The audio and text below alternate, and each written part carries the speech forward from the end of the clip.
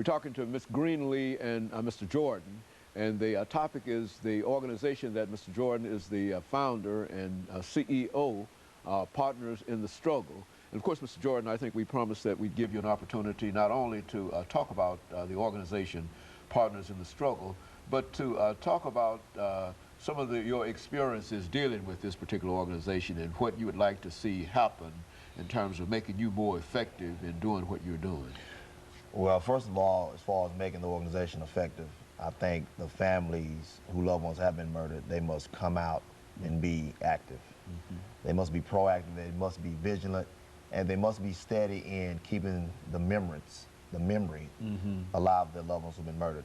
And the reason why I say that is you have a lot of families who right now who've been affected by murder within the last 2 weeks. Okay. Denise Brown, Mr. Ping at Tennessee State University, his family, and Natalie Madison, who was murdered in Lytton Apartments. These are families whose loved ones have been murdered. And now it's time to get out and act on what can we do to stop this murder, the murders, and the gun violence that is so senselessly struck in these families. I think one of the most serious situations that hit me was, when Denise Brown was murdered, 15 years old, was in the prime of her life, and her life was snuffed out. The young man who committed this act, was a young African-American male. And you have two sides of the family who are going to be devastated by the murder, the perpetrator, and the family, which is Denise, who is no longer here. We must unite together and to stop this thing. And it's going to take all of us. It's going to take all of us. And of course, Ms. Greenlee, you came out and then became a part of the organization Partners in the Struggle as a result of Mr. Jordan. Why don't you talk about how you became involved in this organization? Well, early on, I was saying, I've kind of noticed early on in the early 70s, all the violence was going on. It wasn't as serious as it is in the early 2000s, but recently, it had been coming so potent with me, these killings. And every morning I had, back in the early 2001, I really started noticing how the killings were just getting rapid, and it was my young black kids. All of them out there are really my kids. And I used to wonder, and I used to tell my mom, man, I'm getting where in the morning at 5 o'clock, I don't even want to turn the news on to see what the weather gonna be like, so I know how to dress. That's when I would turn the news on, not knowing every time I turn the news on, I'm gonna see some young man there that's laying out in the street with a tennis shoe over here because they had their brain shot out. And I used to wonder, I have a son that was really struggling out there with the crime, the drugs, and the fast money lifestyle, and I was trying to let him know about, you live that lifestyle, you're gonna die that lifestyle. Never knowing that one day I turn the TV on and see would it be my son. But fortunately, December 8th, 2003, I didn't get to turn the TV on that morning at 5 o'clock like I always do.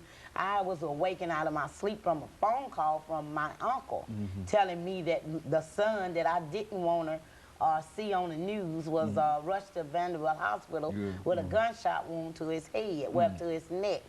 And that right there itself, it was 2 o'clock, so I had 3 more hours to turn the 5 o'clock news on, and that would have been my devastating moment of my time to click that remote. From that day on, that's where I became partners in the Partners of the Struggle, simply because Brother Earl, he saw that on there, and he said so clear that 12 days before that, he saw me on TV feeding the homeless with my organization, Galaxy Star. And 12 days later, he saw me on there angry about who killed my son. And he got in touch with me, and I said to everyone that know me, no, if it wasn't for Brother Earl Jordan and his organization, I wouldn't be sitting here. I wouldn't have handled this as like I am now. And he have allowed me to voice my opinion. He have allowed me to go with him places and tell him how angry I am and why you guys are not angry. Where are everybody? I condone the parents, and now I can say I know what you feel. See, Rodriguez was my only child. I didn't have any more kids to love on, and I know it hurts, and I don't know what the parents are really feeling, but I need some of these parents to get up, come out, and stand up. Now, early on, I did say, if you don't want to speak out, just stand behind me and I'll be your voice. And he know that, and he repeats that a lot to the parents. It don't have to be the mother. It could be an angry auntie, an angry grandmother, or uncle, or granddaddy. I need some more voices standing behind me, because I'm fed up with this, and it's not going to stop. And the police and the media is not going to stop. And I'm not blaming them. I'm just saying, us mothers and us dads and granddads and grandmothers, aunties, we have to stop this. I am really angry about my son, or better yet, my son's murderer is free. You know, he's still running around out there to do that to somebody else, because didn't nobody step up to the plate to have him convicted.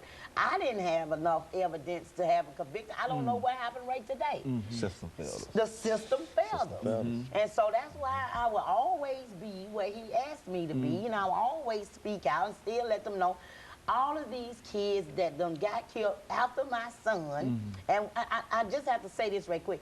Before it was time to come to your show, I went to Greenwood Cemetery to talk to my son. And once I got there, I barely could find his spot, because it's covered with so many. It was not that many spots out there when we went out there December. And I looked, and I'm like, oh my God, look at all of these extra kids. And that's all they were, kids. And I just pretty much cried all the way back to the studio. Just to think of all of those children that are being murdered. And it's like I couldn't even find my son's spot. It's just a blessing. I took a picture and put on my son's spot when it happened, but it's just the point of I saw all of those graves and flowers, and now one of them 60, 50, of them, they were 14, 25, 19, 21.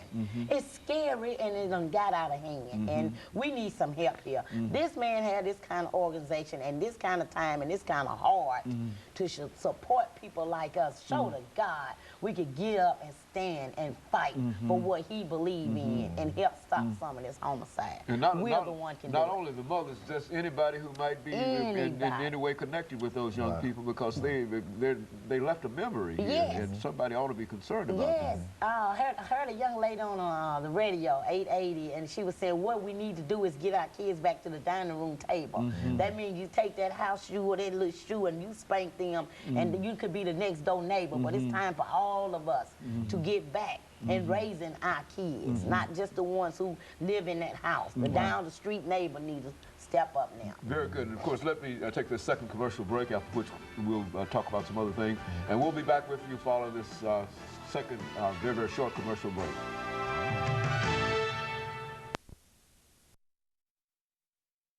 The topic is partners in the